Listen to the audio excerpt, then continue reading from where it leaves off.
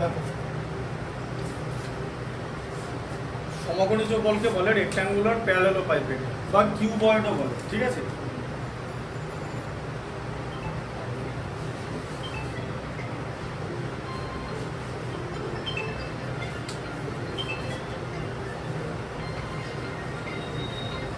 হ্যাঁ বলো। হ্যাঁ বলো।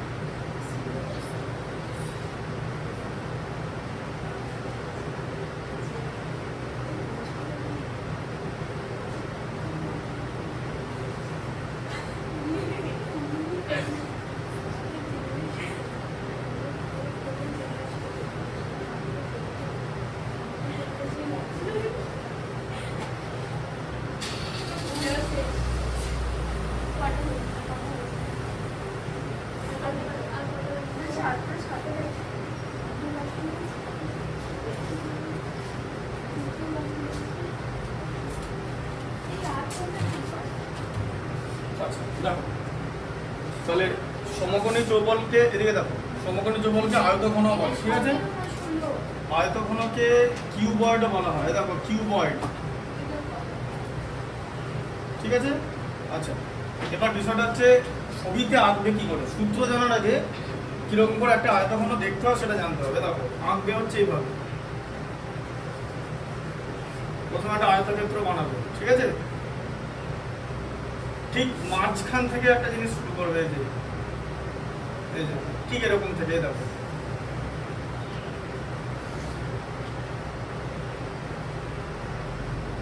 ঠিক আছে। আর এই লাইনগুলো পরপর জুড়ে দেবে। এরকম কেন আঁকলাম, তার কারণ এটা হলো 3D, ঠিক আছে। তার মানে হচ্ছে ত্রিমাত্রিক,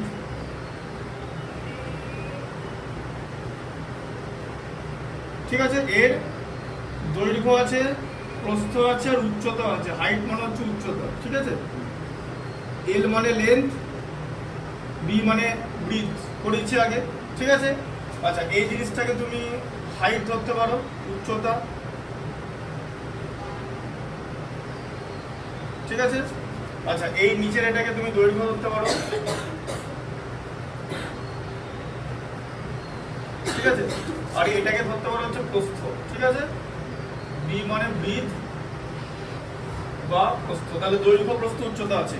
এভাবে কেন আঁকা হলো, তার কারণ এই বোর্ডটা হচ্ছে 2D, মানে দ্বিমাত্রিক তলে তোমাকে ত্রিমাত্রিক চিত্র আঁকতে হবে, তাই আমরা এটা এভাবে আঁকলাম, বুঝতে পারলেন।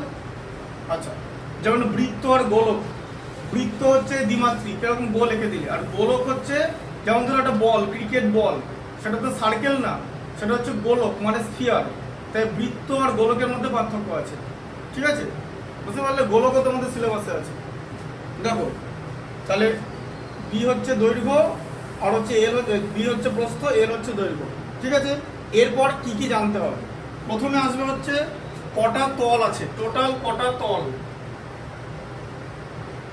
তল কটা আছে এই জিনিসটা।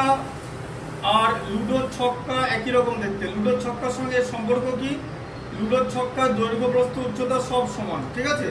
হ্যাঁ মানে ডাইস, L equal to B equal to H, মানে দৈর্ঘ্য প্রস্থ উচ্চতা তিনটি সমান, এরকম হলে ওটাকে বলা হয় ঘনক, ঠিক আছে।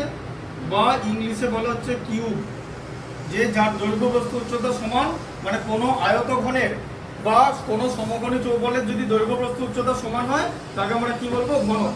আচ্ছা মোট কটা তল আছে বলো, লুডোর ছক্কায় কোন পর্যন্ত দান লেখা থাকে, 6, তাহলে কটা তল আছে, প্রত্যেকটা তল একটা করে নাম্বার থাকে তো, তাহলে কটা হবে 6। আচ্ছা তাহলে কটা তল, 6টা তল, ঠিক আছে। আচ্ছা এবার ধরো এক একটা তল, এবার আমরা কি বার করব, সমগ্র তলের ক্ষেত্রফল বার করব। সমগ্র তলের ক্ষেত্রফল,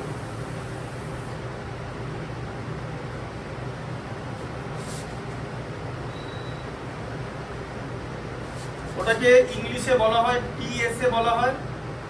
টিএসএ পুরো কথা জানো? হ্যাঁ, টোটাল সারফেস এরিয়া। আচ্ছা, এবারে আমি একটা বলে দিচ্ছি, ফিল্ড দিয়ে দিচ্ছি। এই যে ঘরটা আছে, এই ঘরে কটা তল জানো? এই দেখো, একটা, দুটো, তিনটে, চারটে, পাঁচটা, ছটা। তো তাহলে এই ঘরটাকে একটা আয়তঘনের সঙ্গে তুলনা করা যায়। আচ্ছা, তাহলে আমরা বলো এই ঘরের ক্ষেত্রফল কি করে বার করবো?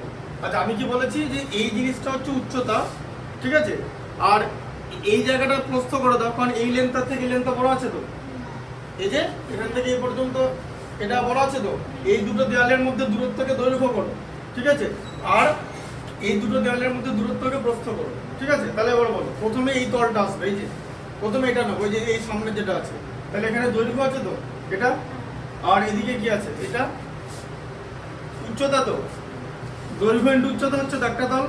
আচ্ছা, এই তলের উল্টো দিকটা তো তাই হবে, তাহলে দুটো দৈর্ঘ্য ইন্টু উচ্চতা আছে। তো আচ্ছা, তাহলে লেখো 2 ইন্টু লেন্থ ইন্টু হাইট, লিখলাম তো? হ্যাঁ, আচ্ছা, দৈর্ঘ্য ইন্টু উচ্চতা নিচে লিখে দেবো কি না, বুঝতে পারবে?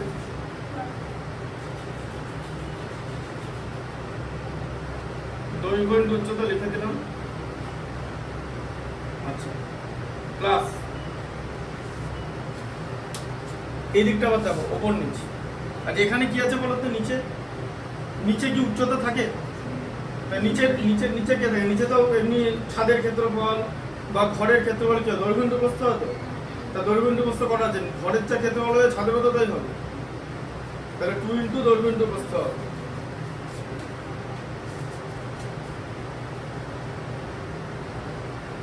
L into B।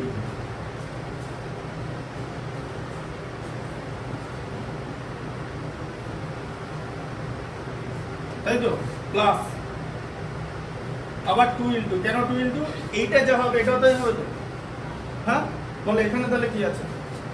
এই জায়গায় উচ্চতা আছে। তো আর এই নিচটা কি আছে? নিচটা, হ্যাঁ, এদিকটা কি বলেছিলাম? এখানটা যে নিচের এদিকটা যেটা, তাহলে কি হচ্ছে? প্রস্থ, মানে ব্রিথ ইন্টু হাইট। এই যে প্রস্থ ইন্টু উচ্চতা,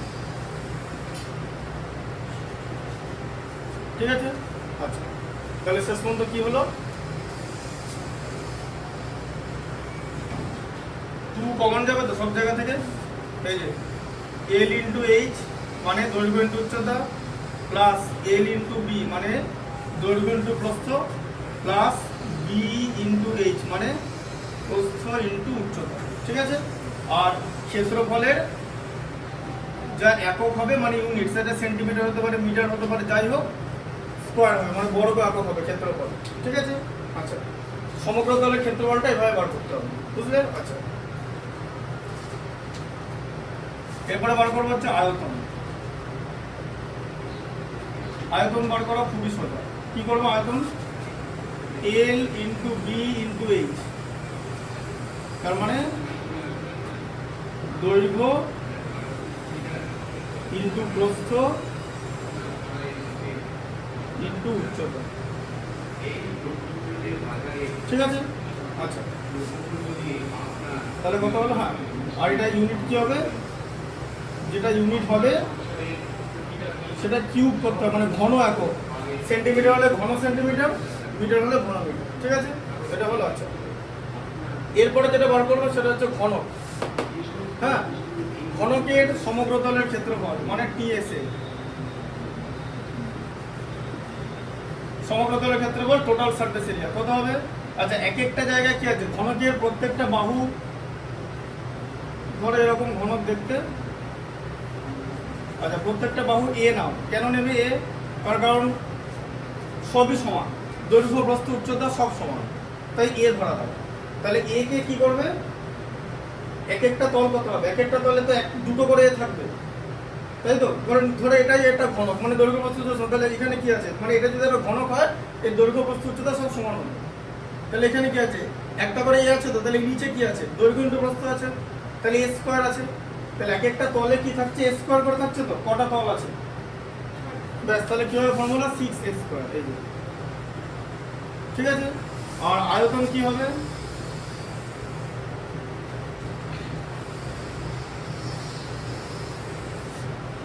এ কিউ। কেন? তার কারণ দৈর্ঘ্য প্রস্থ উচ্চতা সব সমান, এ ইন্টু এ, তিনখানা এ হলে এ কিউ। আর ইউনিট কি হবে, এটা ইউনিট কিউ হবে, মানে ঘন, আর এটা হবে ইউনিট স্কয়ার, ঠিক আছে। এবার এটা হচ্ছে বেসিক ফর্মুলা, এই ফর্মুলায় এরপরে ম্যাথামেটিক্স হবে, ঠিক আছে। আর যখন ম্যাথামেটিক্সের মধ্যে অন্য কোনো ফর্মুলা থাকবে, ম্যাথামেটিক্সের মধ্যে অন্য ফর্মুলা আছে, তখন সেটা ওটা করতে করতে বলে দেওয়া।